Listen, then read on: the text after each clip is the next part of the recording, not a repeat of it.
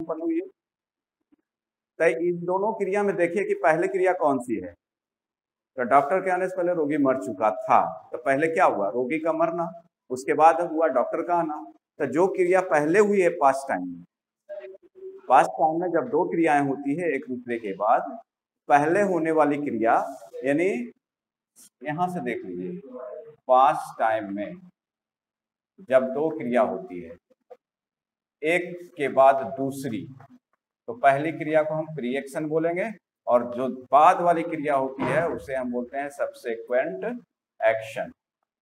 तो जो पहले क्रिया होती है इसके लिए बोलते हैं कौन सा टेंस हम यूज करेंगे, पास्ट परफेक्ट।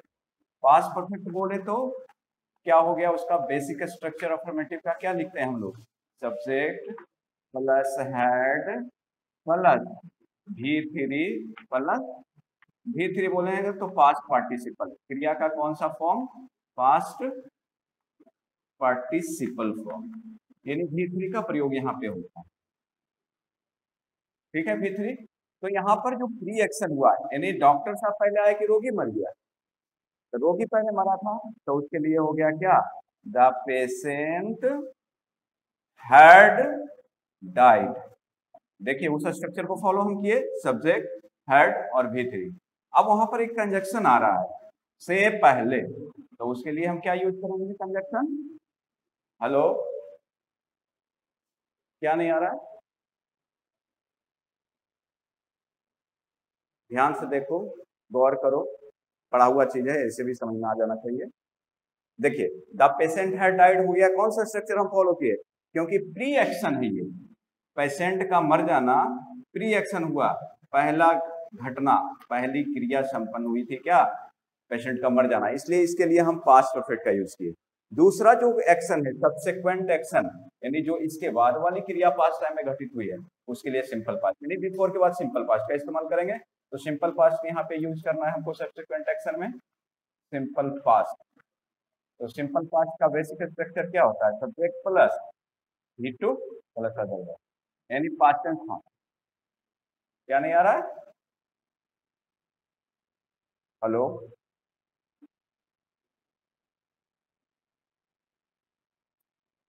अब डॉक्टर आए तो क्या हो गया, बिफोर द डॉक्टर केम, केम यहाँ V2 है। आवाज नहीं जा रहा, हेलो हेलो आ रहा ना, ध्यान दो। तो ये देखिए बोर्ड पे मैं कुछ लिखा हूं, पास्ट टेंस में जब दो क्रिया होती,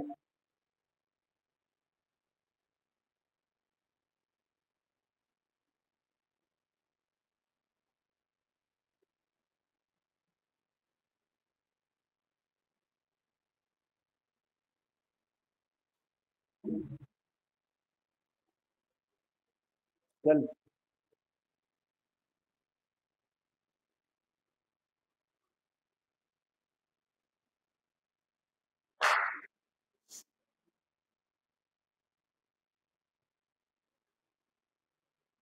चलिए तो यहाँ पर, हाँ तो यहां से देखिए पास्ट परफेक्ट टेंस का बेसिक का स्ट्रक्चर जो होता है subject plus head plus V3 plus other word, इसका इस्तेमाल हम सिंगल क्रिया के लिए नहीं करते हैं। जैसे हम लिखेंगे कि वह खा चुका था, पहचान अगर देखिए तो पहचान पास्ट परफेक्ट के हिंदी वाक्यों का पहचान होता है मूल क्रिया के साथ चुका था चुकी थी। तो यहाँ पर अगर ये ट्रांसलेशन आपको दे देगा कि इसको आप ट्रांसलेट कीजिए, तो इसको अगर आप ऐसे करेंगे ही हैड ईटेन, तो यह इनकरेक्ट हो जाएगा। पहले भी हम पढ़ चुके हैं इसके बारे में, लेकिन फिर से मैं यहाँ पे रिवाइज कर देता हूँ, यह ट्रांसलेशन क्या हो जाएगा, गलत हो जाएगा।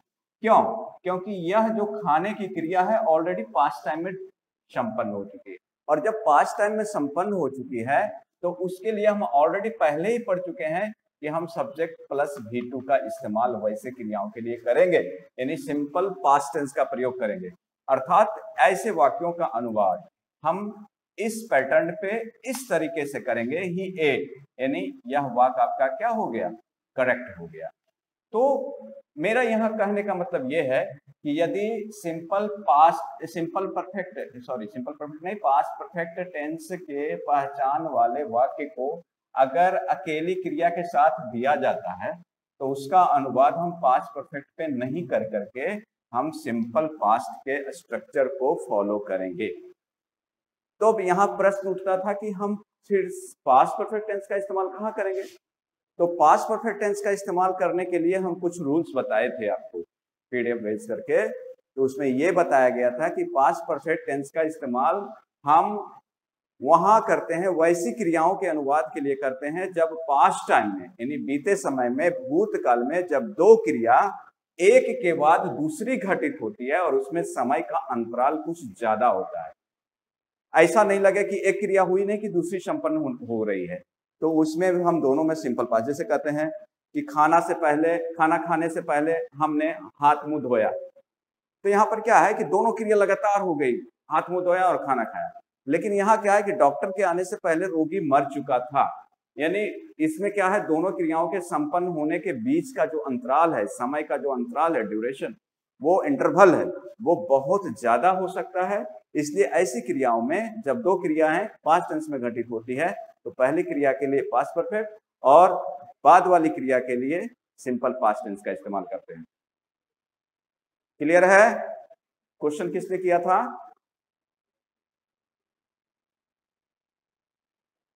आ गया समझ में? ठीक है, चलिए अब इसके बाद आज के जो क्लास में हमारा मोटो है, हमारा जो सब्जेक्ट है, जो टॉपिक है, वो है फ्यूचर परफेक्ट टेंस। क्योंकि फ्यूचर कंटिन्यूअस तक हमने पीडीएफ भेजा था आपको, उसमें कुछ है नहीं, जैसे टेंस पढ़ रहे थे उसी पैटर्न पे सारा पीडीएफ मैंने भेजा था। अब हम पहुंच चुके हैं फ्यूचर परफेक्ट टेंस में। तो देखिए 11 नंबर है फ्यूचर परफेक्ट टेंस। इसका मैं पीडीएफ फिर भेजूंगा, आज अभी आप इसको समझिए।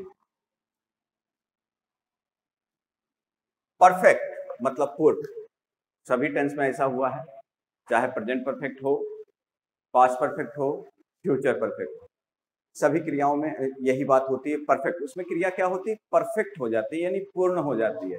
जैसे प्रेजेंट टाइम कहते हैं वह खा चुका है, यानी खाने की क्रिया संपन्न हो चुकी है, उसका प्रभाव अभी तक है, वर्तमान समय तक है, इसलिए उसको पूर्ण काल कहते हैं, पूर्ण क्रिया के रूप में उस टेंस में ही व्यक्त करेंगे। फिर आता है पास्ट परफेक्ट। पास्ट परफेक्ट में भी वही पैटर्न है, उसी पैटर्न पे आधारित है फ्यूचर परफेक्ट, यानी फ्यूचर टाइम में कोई क्रिया संपन्न हो जाएगी, पूर्ण हो जाएगी, इसी को व्यक्त करने के लिए हम फ्यूचर परफेक्ट टेंस का प्रयोग करते हैं। यानी अगर हिंदी वाक्य के पहचान के रूप में देखेंगे तो इसमें कैसे हिंदी वाक्य आ सकते हैं। तो जब वाक्य आ रहा है तो मूल क्रिया तो आना ही है, हम लोग इसी पर आधारित पूरा पैटर्न पढ़े हैं। मूल क्रिया के साथ रहेगा चुकेगा, चुकेगी, चुकेंगे, ठीक है। यानी हिंदी वाक्य का पैटर्न होगा, मूल क्रिया रहेगा और उसके बाद में चुकेगा, चुकेगी, चुकेंगे, चुकूंगा, चुकूंगी, इस तरह से। तो इनका बेसिक स्ट्रक्चर यानी अफर्मेटिव स्ट्रक्चर अगर हम बनाते हैं तो पहले सब्जेक्ट, चूंकि आप लोग को पता है कि फ्यूचर टेंस में सभी जगह शैल विल का प्रयोग होता है, और चूंकि यह परफेक्ट है तो हैव प्लस V3 का पैटर्न चलेगा, प्लस अदर वर्ड आएंगे, ठीक है। परफेक्ट टेंस में हमेशा V3, चाहे प्रेजेंट परफेक्ट हो, पास्ट परफेक्ट हो या फ्यूचर परफेक्ट हो, सभी में हम पास्ट पार्टिसिपल फॉर्म यानी वर्ब के पास्ट पार्टिसिपल फॉर्म का प्रयोग करेंगे। V3 को हम किस नाम से जानते हैं, पास्ट पार्टिसिपल फॉर्म, क्रिया का पास्ट पार्टिसिपल फॉर्म। हम लोग पढ़ चुके हैं यहाँ भी कि क्रिया के 5 फॉर्म होते हैं, जिसे हम सांकेतिक रूप में सिंबॉलिक फॉर्म में V1, V2, V3, V4, V5 कहते हैं, लेकिन सभी का नाम होता है, कुछ स्पेसिफिक नेम है, उसके बारे में भी हम लोग पढ़ चुके हैं। तो यहाँ पर हम जिस क्रिया का इस्तेमाल कर रहे हैं वो क्रिया कैसी होगी, V3 होगी। अब आइए यहाँ से, एज फॉर एग्जाम्पल, जैसे कहेंगे कि वह सुबह में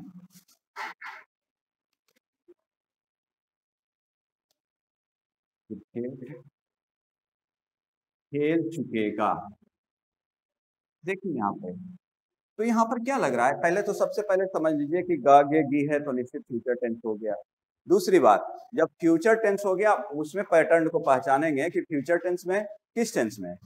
तो चूंकि इसमें देखिए वह सुबह में क्रिकेट खेल चुकेगा, यानी सुबह में क्रिकेट खेलने की जो क्रिया होगी उनकी वह समाप्त हो जाएगी, पूर्ण हो जाएगी। ठीक है, यानी खेलना क्रिया समाप्त हो जाएगा सुबह में। तो इसको हम इसी पैटर्न पे बनाते हैं। तो क्या होता है, ही के साथ, चूंकि हम लोग जानते हैं कि बेसिक स्ट्रक्चर में देखते हैं कि आई वी के साथ शैल होता है और बाकी सभी के रेस्ट ऑफ द सब्जेक्ट यानी जो भी और सब्जेक्ट बचते हैं उनके साथ हम क्या करते हैं, विल का इस्तेमाल करते हैं। रेस्ट ऑफ द सब्जेक्ट में आ गया सेकेंड पर्सन, थर्ड पर्सन के जितने भी प्रोनाउन और नाउन आएंगे सभी। तो यहाँ ही के साथ विल प्लस हैव सब्जेक्ट हो गया, ही विल हैव। अब प्लस पार्टिसिपल फॉर्म यानी खेलना, प्ले, प्ले का V3 form played. Played what, object के रूप में यहाँ क्या आ रहा है, क्रिकेट आ रहा है और सुबह में इन द मॉर्निंग। ठीक है, जैसे हम लोग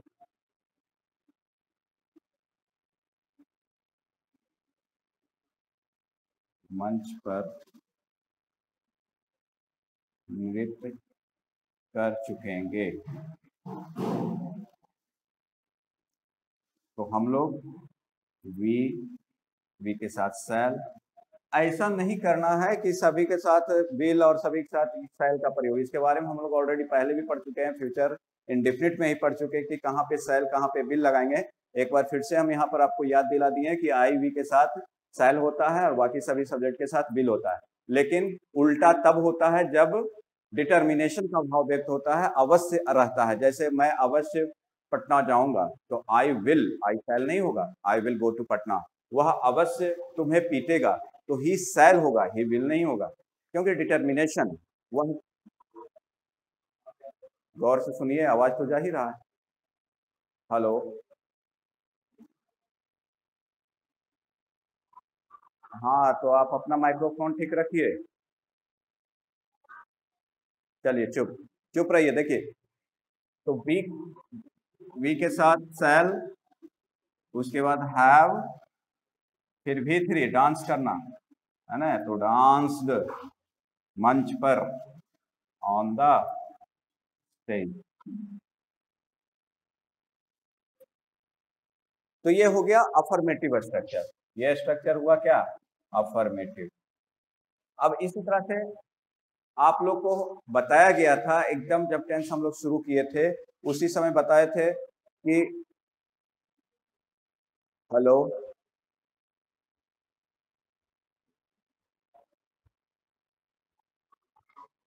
हाँ तो गौर से सुनिए ना, आवाज जाएगा। किसी किसी का पर्सनल रीजन होगा, कुछ आवाज नहीं जा रहा होगा, तो ऐसे कॉमनली तो आवाज जा ही रहा है, यहाँ भी बता रहा है सबको आवाज जा रहा है। हाँ तो ध्यान दीजिए।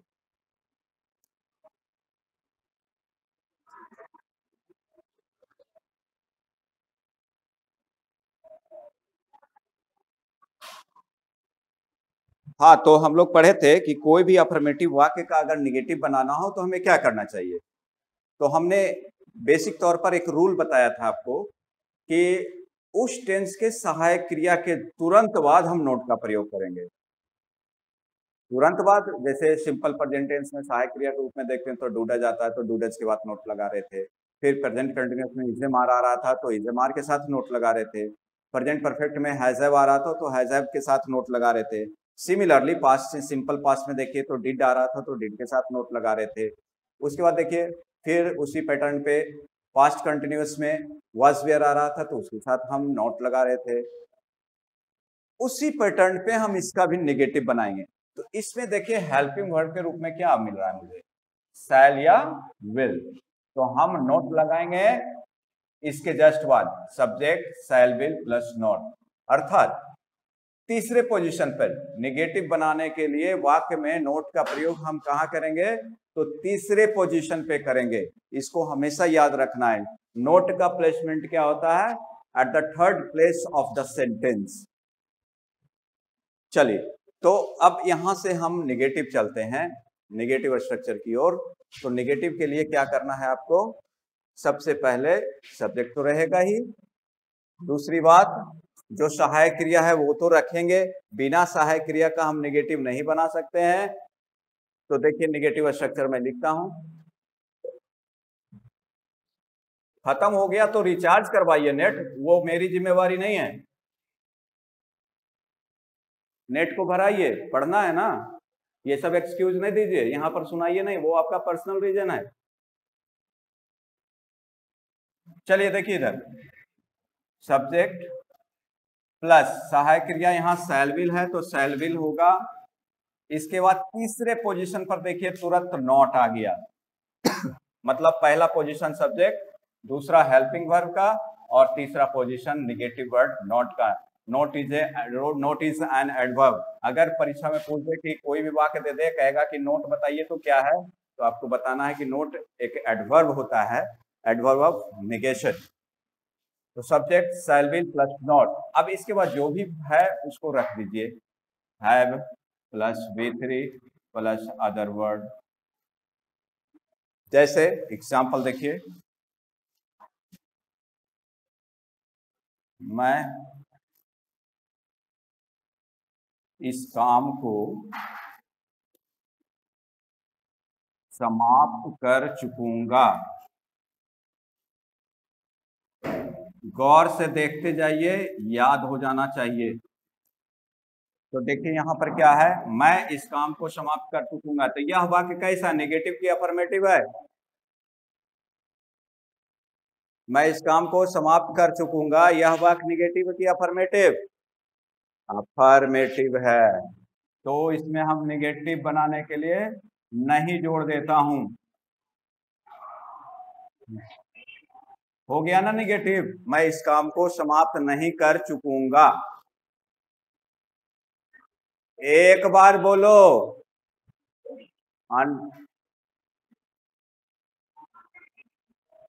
अब बारी बारी से सब बोलोगे तो कैसे होगा, एक बार बोल दिया अफर्मेटिव तो समझ गया सभी लोग कि हाँ अफर्मेटिव है, मैं भी यहां से बोल रहा हूं। चलिए, तब अब इसको निगेटिव में मैं कन्वर्ट हिंदी वाक्य में कर दिया हूं, मैं इस काम को समाप्त नहीं कर चुकूंगा। तो देखिए आई, आई के साथ शैल, ये बहुत इंपॉर्टेंट है। बहुत लोगों का कहना ये होता है कि हम आई के साथ विल का भी इस्तेमाल करेंगे, लेकिन नहीं है ऐसा। ग्रामेटिकल टर्म में देखिएगा, ग्रामेटिकल रूल के अनुसार देखिएगा तो आई के साथ शैल ही होना चाहिए साधारण अर्थ में। आई के साथ विल तभी होता है जब डिटर्मिनेशन होगा। तो इसलिए ये गलती मत कीजिएगा, आई विल नहीं। जब हम कुछ ट्रांसलेट कर रहे हैं तो इसमें एकदम नियम को फॉलो करना पड़ेगा, तभी वाक्य सही होगा और सही माना जाएगा। तो आई शैल, अब देखिए आई हो गया, शैल हो, आई के साथ शैल हो गया, इसके साथ नोट लगाइए, आई शैल नॉट हैव, समाप्त करना कहाँ, फिनिश। कंप्लीट मत लिखिएगा, कंप्लीट मतलब पूरा करना होता है, यही सब बात ध्यान देना है। I shall not have finished this work. जिसका नेट खत्म हो गया लेफ्ट कर जाओ। तुम लोग यही बोलोगे तो क्लास कैसे होगा? जिसको पढ़ना है पढ़ो, नहीं तो लेफ्ट कर जाओ।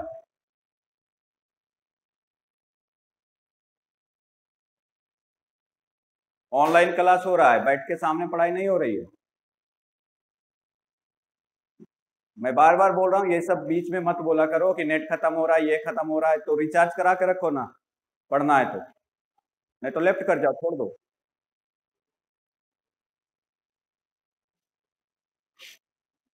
चलिए, तो निगेटिव स्ट्रक्चर के आधार पर हम इसको बनाते हैं, I shall not have finished this work. तब देखिए फिर इसको हम दूसरे एक एग्जांपल के रूप में और देखते हैं, सीता खाना नहीं पका चुकेगी।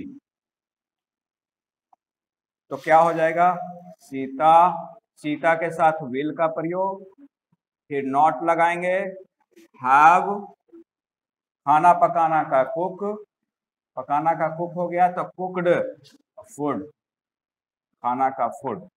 Sita will not have cooked food.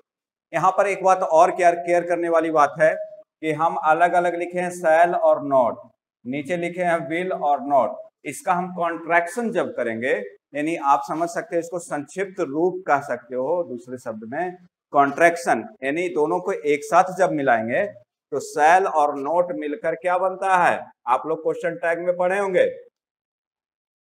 Shall not मतलब शांट, SHANT, विल नॉट,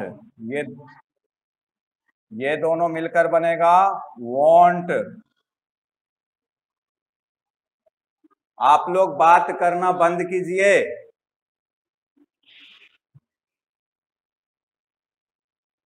तभी तो आवाज मेरी जाएगी।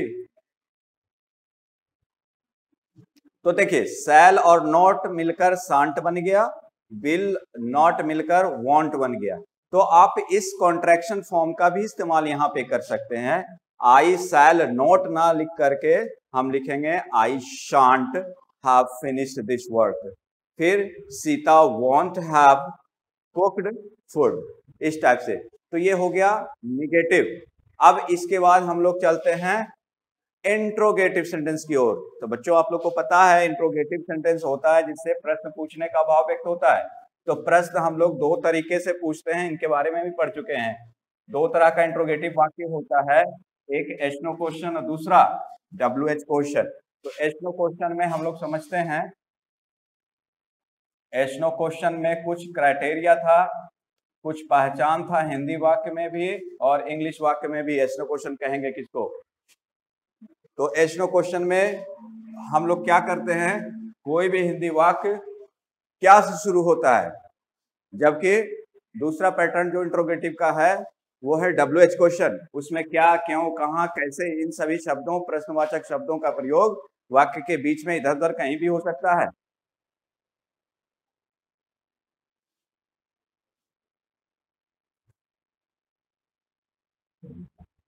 तुम लोग को कभी आवाज नहीं जाता है, कभी फिगर दिखाई नहीं देता है, जबकि यहाँ पर सब कुछ चल रहा है। ये तुम्हारे मोबाइल में कुछ प्रॉब्लम होता होगा नेटवर्क का, तो इसको बार बार आप बोलिए मत। और रिकॉर्डिंग भी हो रहा है, इसको बाद में भेजा भी जाएगा आपके पास, तो कोई दिक्कत नहीं, उसको बाद में फिर से भी देख लीजिएगा। लेकिन फिलहाल तो यहाँ समझिए। देखिए एस नो क्वेश्चन है, तो हमने बताया था जिस तरह से निगेटिव बनाने के लिए हम सब्जेक्ट प्लस सहायक क्रिया के बाद नोट, यानी तीसरे पोजीशन पर नोट लगाते हैं, उसी तरह से एस नो क्वेश्चन बनाने का भी कुछ बेसिक फॉर्मूला है। एस नो क्वेश्चन बनाने के लिए क्या करते हैं, किसी भी टेंस का, किसी भी वाक्य का एस नो क्वेश्चन बनाना हो तो आपको क्या करना है, उसके जो हेल्पिंग वर्ब है उसको बाहर कीजिए और सब्जेक्ट को अंदर कर दीजिए। यानी जो सब्जेक्ट का स्थान है वो हेल्पिंग वर्ब का हो जाएगा और जो हेल्पिंग वर्ब का स्थान है वो किसका हो जाएगा, सब्जेक्ट। तो इस नियम के आधार पर अगर बनाइएगा तो इसमें हेल्पिंग वर्ब क्या है, शैल विल। तो यहाँ सबसे शुरू में आ जाएगा शैल या विल और सब्जेक्ट इसके अंदर चला जाएगा। अगर नॉट रिक्वायर्ड होगा तो हम लगाएंगे, नहीं तो नहीं लगाएंगे, प्लस बाकी जो बच रहा है उसका प्रयोग हम करेंगे।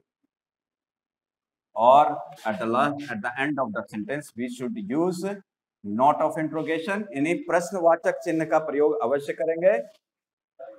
जैसे एग्जाम्पल मैंने लिया, क्या वह रेस जीत चुकेगी, तो क्या वह रेस जीत चुकेगी एस नो क्वेश्चन है। तो ध्यान रखिएगा कभी भी किसी भी टेंस का एस नो क्वेश्चन आपको मिलता है तो उसकी शुरुआत जब भी करेंगे तो हेल्पिंग वर्ब करेंगे।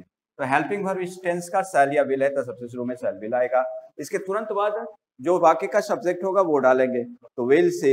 अगर निगेटिव वाक्य है तो नोट लगाएंगे, अदरवाइज नहीं लगाएंगे। फिर हैव और V3, तो हैव बीन का बोन, रेस का रेस।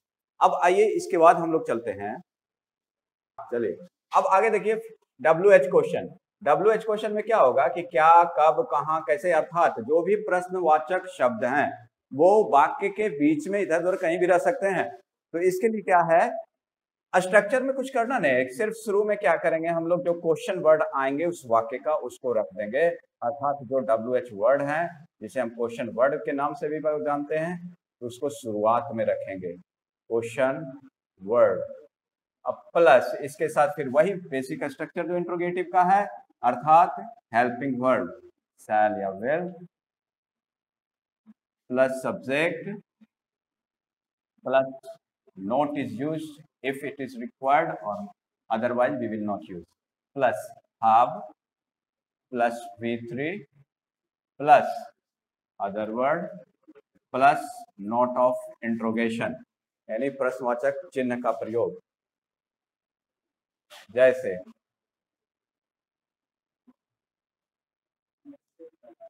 वह क्यों तुम्हें गाली दे चुकेगा। अब देखिए वह क्यों तुम्हें गाली दे चुकेगा, तो यहां पर क्वेश्चन वर्ड के रूप में क्या प्रयोग किया गया है, क्यों। तो सबसे पहले हम क्यों की ही अंग्रेजी यहां शुरुआत में करेंगे, अर्थात वाई। अब वाई के बाद ये WH वर्ड हो गया वाई। अब इसके साथ शैल और will depend on the subject, तो यहाँ पर विल होगा क्योंकि सब्जेक्ट के रूप में ही का प्रयोग किया गया है। नेगेटिव वर्ड नहीं है, नोट का प्रयोग नहीं करेंगे। फिर आगे के स्ट्रक्चर को फॉलो करते हुए देखते हैं क्या है, हैव। इसके बाद V3 यानी वर्ब का तीसरा फॉर्म गाली देना, तो हो गया गाली देना का अब्यूज्ड, किसे, तुम्हें, यानी ऑब्जेक्टिव फॉर्म ऑफ यू, तो यू ही होता है। And at last use of question mark, जैसे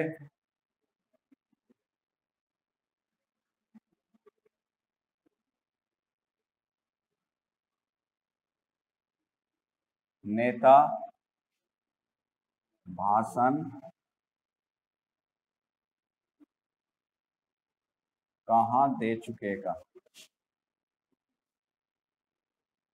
क्या होगा, कहाँ, where will the leader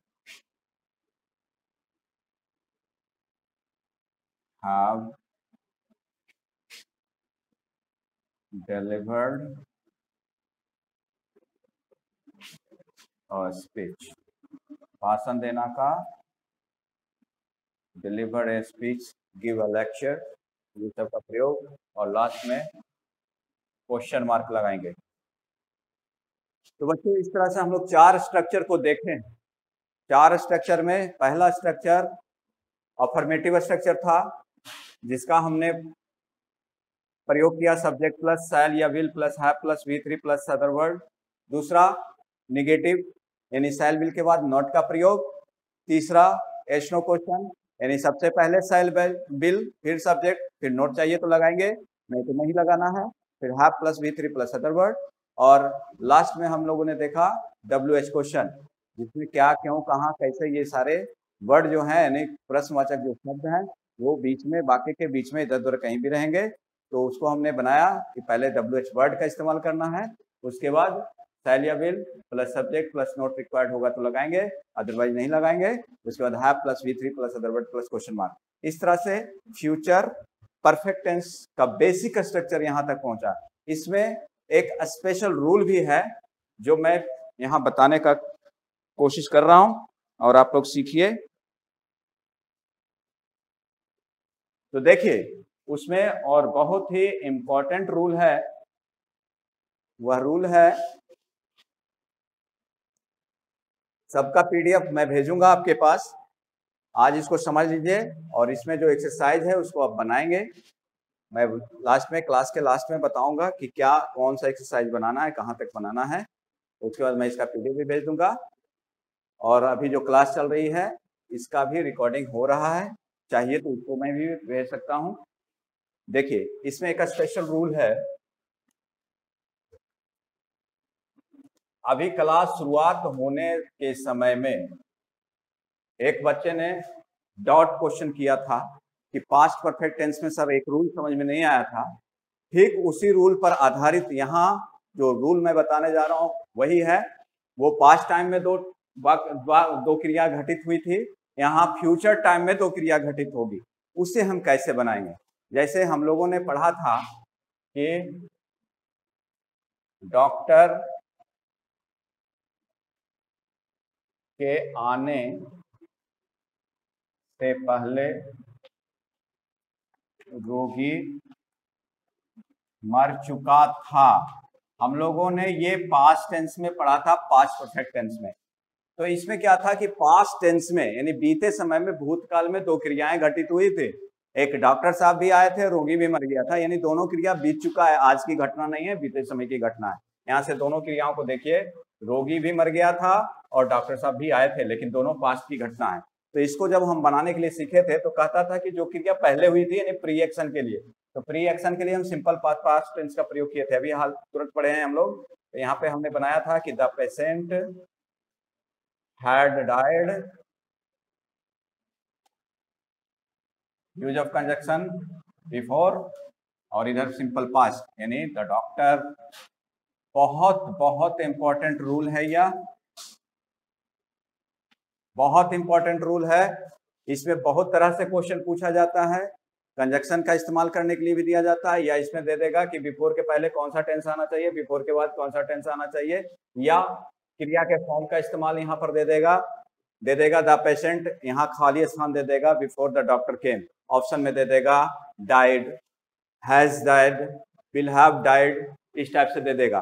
तो आपको वहां परखना होगा कि चूंकि इधर सिंपल पास्ट है, ये सिंपल पास्ट है, देखिए तो इधर अगर सिंपल पास्ट है यानी सब्सिक्वेंट एक्शन के लिए सिंपल पास्ट है, तो यहाँ पे जो प्री एक्शन हो रहा है उसके लिए कौन सा टेंस यूज होना चाहिए। तो हमने रूल में पढ़ा है स्पष्ट तौर पर कि यहाँ पे पास्ट परफेक्ट टेंस होना चाहिए, पास्ट परफेक्ट टेंस होना चाहिए। इसी रूल के आधार पर ये पास्ट में दो घटनाएं घटी थी, तब हमने ऐसा बनाया। अब फ्यूचर में भी तो दो घटनाएं हो सकती है, जब फ्यूचर में दो घटना होगी तो उसके लिए भी एक रूल है। जैसे एग्जांपल के तौर पर इसी को मैं ले लेता हूं कि डॉक्टर के आने से पहले वह मर चुकेगा। अब देखिए ये बात जब मैं आपसे बोल रहा हूं कि डॉक्टर के आने से पहले वह मर चुकेगा, इससे क्या स्पष्ट है, अभी वो मरा भी नहीं है, मरेगा इन फ्यूचर, और डॉक्टर साहब भी आए नहीं हैं, और डॉक्टर साहब आएंगे कब, इन फ्यूचर यानी भविष्य में। यानी भविष्य में ये दोनों क्रियाएं होनी है, मरना, उसका मरना और डॉक्टर का आना, ये भविष्य में होनी है। लेकिन इसमें भी देखिए कि दो क्रिया हो रही है तो दोनों में अंतराल है, इंटरवल है, टाइम का इंटरवल है। पहली क्रिया हो रही है फिर दूसरी क्रिया हो रही है, इसमें पहली क्रिया क्या हो रही है, वह मर चुकेगा, यानी पहले क्या होगा, वह मर चुकेगा, उसके बाद ना डॉक्टर साहब आएंगे। तो दो क्रिया फ्यूचर टेंस में हो रही है, तो इसमें कहता है कि जो प्री एक्शन होगा उसको फ्यूचर परफेक्ट टेंस में बनाएंगे।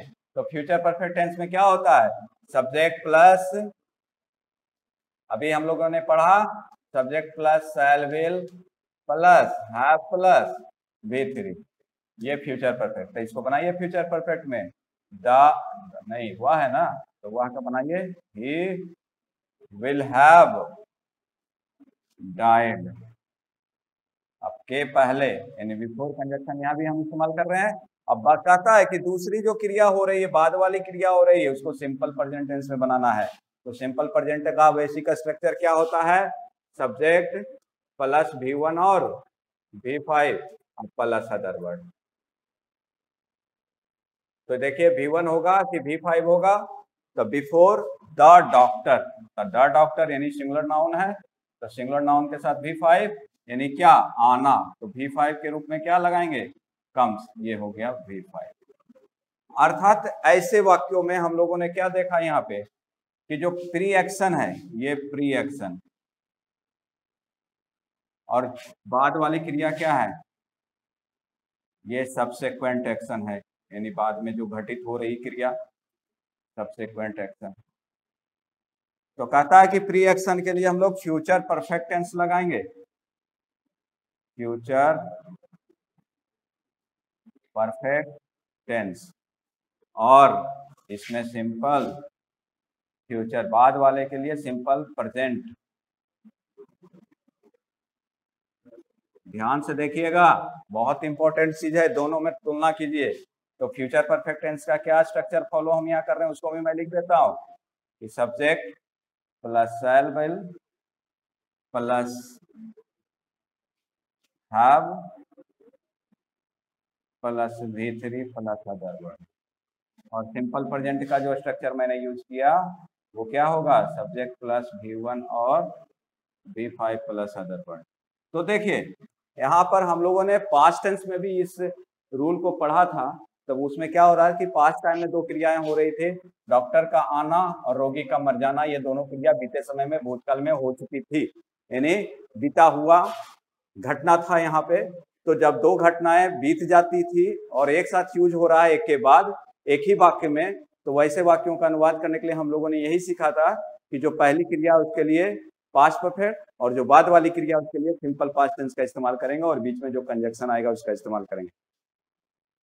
उसी प्रकार से फ्यूचर टेंस में भी जब दो क्रियाएं होगी तो पहली क्रिया के लिए यानी जो प्री एक्शन होगा उसके लिए फ्यूचर परफेक्ट टेंस अर्थात subject plus shell will plus have plus V3 plus other word का प्रयोग करेंगे। और जो बाद वाली क्रिया यानी सब्सिक्वेंट एक्शन, बाद में जो घटित होने वाली क्रिया होगी उसके लिए सिंपल प्रेजेंट टेंस का इस्तेमाल करेंगे, यानी सब्जेक्ट प्लस V1 या V5 प्लस अदर वर्ड। तो इस तर्ज पे बनेगा। अब इसमें क्या है, इसका भी निगेटिव हो सकता है, इसका भी अब इंट्रोगेटिव हो सकता है, उसी तरह से इसका भी निगेटिव होगा, इसका भी इंट्रोगेटिव। अब जैसे कहेंगे क्या डॉक्टर के आने से पहले रोगी मर चुका था, तो हो जाएगा क्या, had the patient died. Already आप लोग बना चुके हैं इस तरह का exercise, had the patient died before the doctor केम। बोलेंगे कि डॉक्टर के आने से पहले रोगी क्यों मर चुका था, तो why had the patient died before the doctor केम। उसी प्रकार से हम इसका भी निगेटिव और इंट्रोगेटिव बना सकते हैं। अब रहेगा क्या, डॉक्टर के आने से पहले वह मर चुकेगा, तो क्या हो जाएगा, will he have died before the doctor comes, और लास्ट में नोट ऑफ इंट्रोगेशन। फिर कहेगा कि डॉक्टर के आने से पहले वह क्यों मर चुकेगा, तो होगा why will he have died before the doctor comes.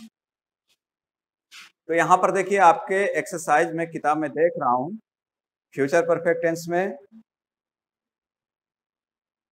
Page number 187 homework के रूप में आप लोग लिख लीजिएगा। पेज नंबर 87 ट्रांसलेशन की किताब से एक्सरसाइज 173 174 173 174।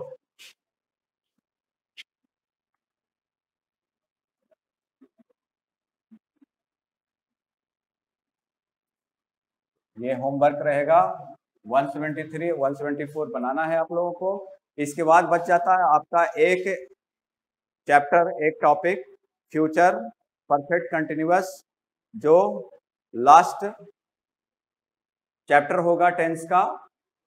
हालांकि पढ़ना तो बहुत है, टेंस कह देंगे कि खत्म हो गया तो ऐसा कहना गलत होगा, टेंस में बहुत कुछ है। हम लोग सिर्फ बेसिक रूल्स को ही देखे हैं यहाँ पे। तो बेसिक रूल्स के अंतर्गत अभी हम लोगों ने 11 टेंस तक पढ़ लिया और 12वां बच रहा है जो लास्ट टेंस होता है फ्यूचर परफेक्ट कंटिन्यूअस टेंस।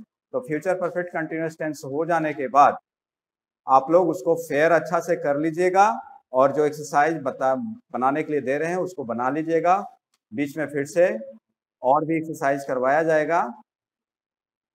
फिलहाल ये एक्सरसाइज अभी मैं दिया हूं होमवर्क के रूप में, एक्सरसाइज 173 174। और पिछले पीडीएफ में हमने ग्रामर के किताब से बुक 6 से कुछ एक्सरसाइज करने के लिए दिए थे, क्वेश्चन टैग का बनाए हो?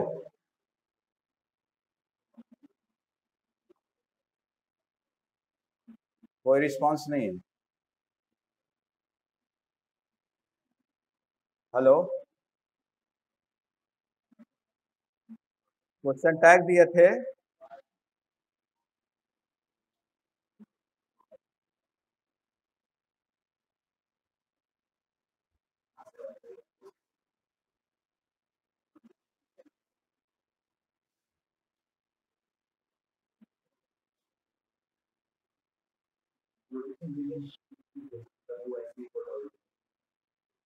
सब कुछ काम नहीं कर रहा है।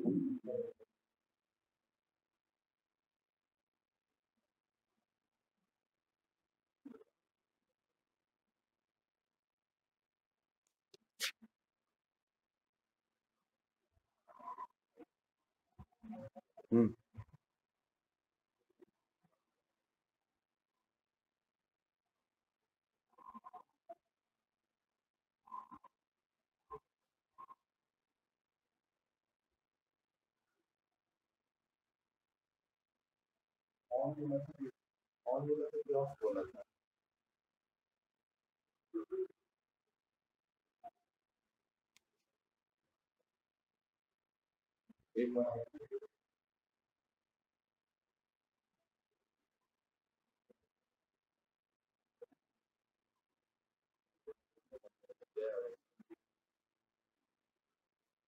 फिगर दिखाइए ना तब मैं पूछूं।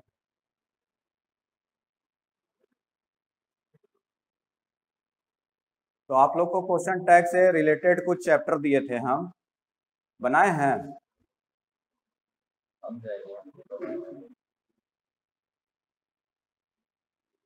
अच्छी बात है।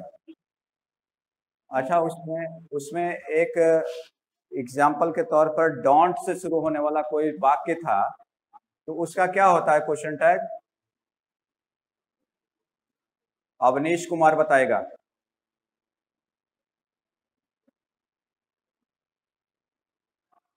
Don't help me, question tag क्या होगा?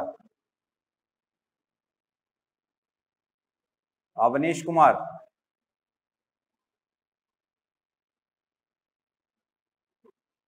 गार्जियन का नाम क्या रोल नंबर इसका? गार्जियन के बच्चे के गार्जियन का नाम है अवनीश कुमार। अवनीश कुमार से बना हुआ है, गार्जियन का वो जवाब देंगे। भाग्य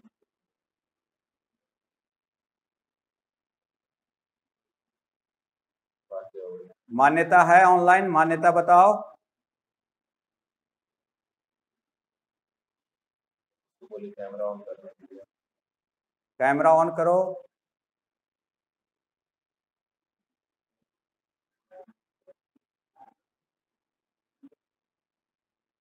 पीयूष है, पीयूष बताओ। डोंट हेल्प मी का क्वेश्चन टैग क्या होगा?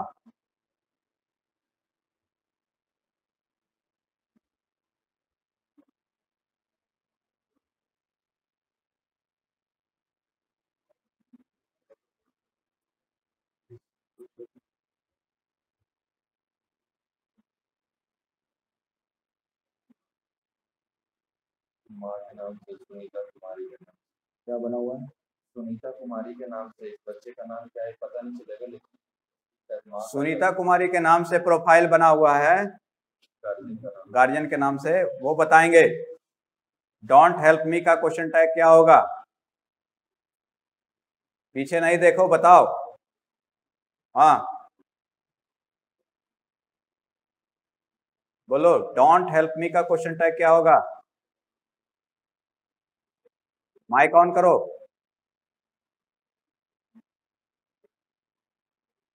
माइक ऑन करो।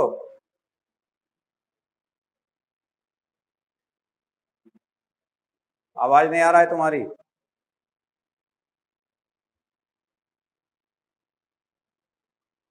और मैं सब लोगों से ये बोल देना चाहता हूं कि जब क्वेश्चन कुछ पूछने की बारी आती है तो लेफ्ट मत होना, क्योंकि सबसे इंपॉर्टेंट चीज वही होता है। पढ़ाई तो कोई भी कैसे भी कभी भी पढ़ लेता है, लेकिन जो डिस्कशन होता है उसमें लेफ्ट नहीं होना चाहिए।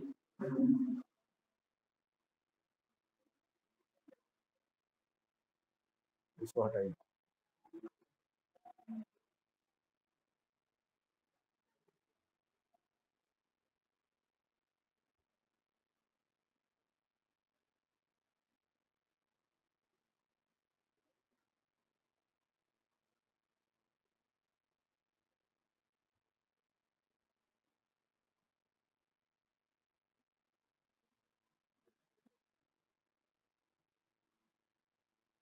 फोटो नहीं आ रहा है। कैमरा ऑन करके सब लोग कैमरा ऑन रखिए अपना अपना। कैमरा ऑन रखिए सब लोग। सभी की फोटो यहाँ नहीं आ रही है। कैमरा ऑन रखिए, तब ना लाइव क्लास होगा। ऑफ कर लोगे तो कैसे होगा लाइव क्लास?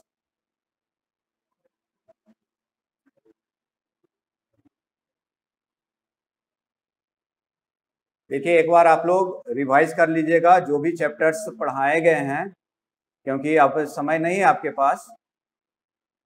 एक तो हम लोग दूर हैं एक दूसरे से, और उस बीच में ही पढ़ना है, हमें सब कुछ समझना है। तो रिवीजन बहुत जरूरी है, ये आप भी समझते हैं अच्छी तरीके से। आप जब यहाँ रहते थे तो कैसे पढ़ाई होती थी और कैसे आप पढ़ते थे, तो कोशिश करो वही रूटीन फॉलो करने का। घर पर भी आपको क्या करना है, घर पे रहें या यहाँ रहें, आपको तो पढ़ना ही है, आप पढ़ने के लिए ही हैं, आप विद्यार्थी हैं। तो घर पे भी कोशिश कीजिए उस रूटीन को फॉलो करने का,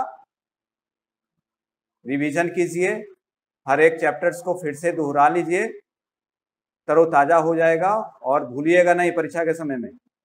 और ऐसे क्या होगा, पढ़ते जाइएगा हर चैप्टर को, यूं ही आज पढ़ें बस आज पे फोकस कीजिएगा तो पीछे वाला भूल जाइएगा।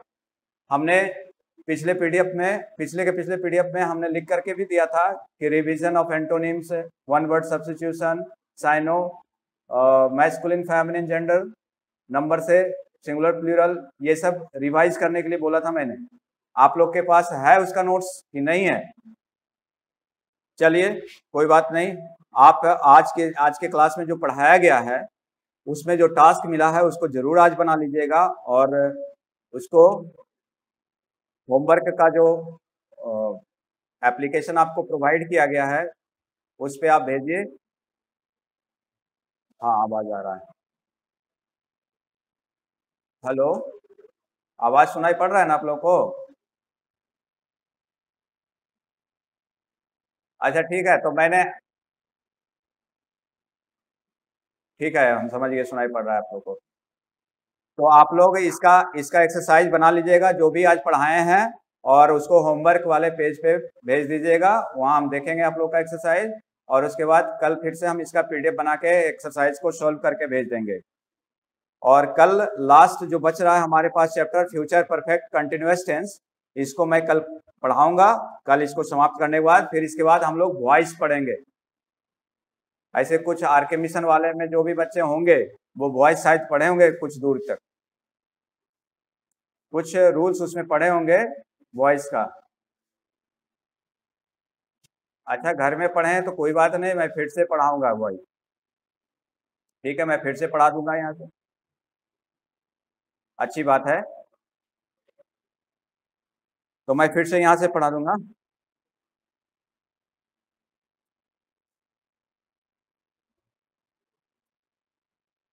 आज के क्लास में कोई डाउट है किसी को?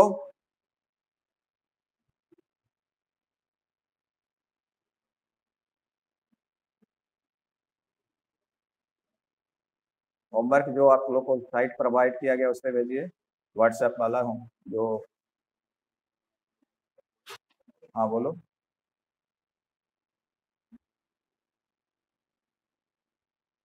किसका?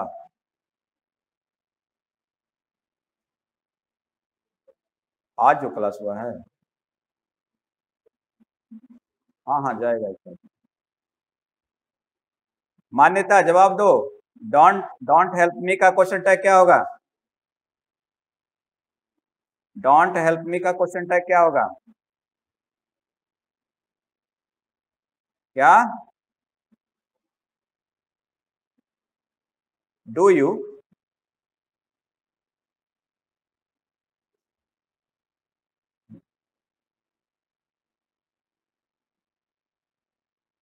विल यू होगा, और हेल्प मी का क्या होगा? हेल्प मी का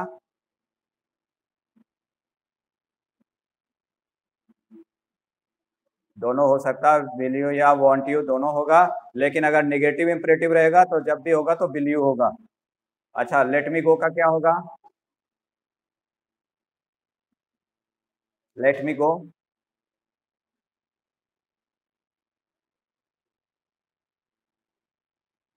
लेट अस डांस।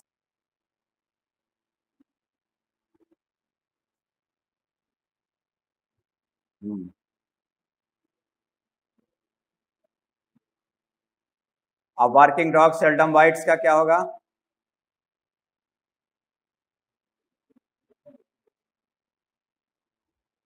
बढ़िया से पढ़ लेना, सेल्डम देखो नेगेटिव सेंस क्रिएट करता है, और ये सिंपल प्रेजेंट टेंस का है, इसलिए क्या होगा?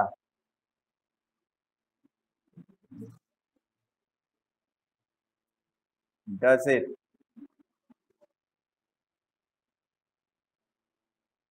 चलिए ठीक है, रिवीजन कर लीजिएगा, और आज का क्लास यहीं तक हम लोग कर रहे हैं।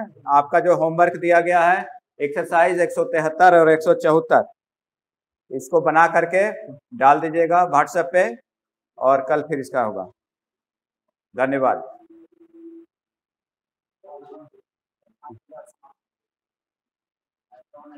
होमवर्क वाले जो ग्रुप बनाया गया उस पे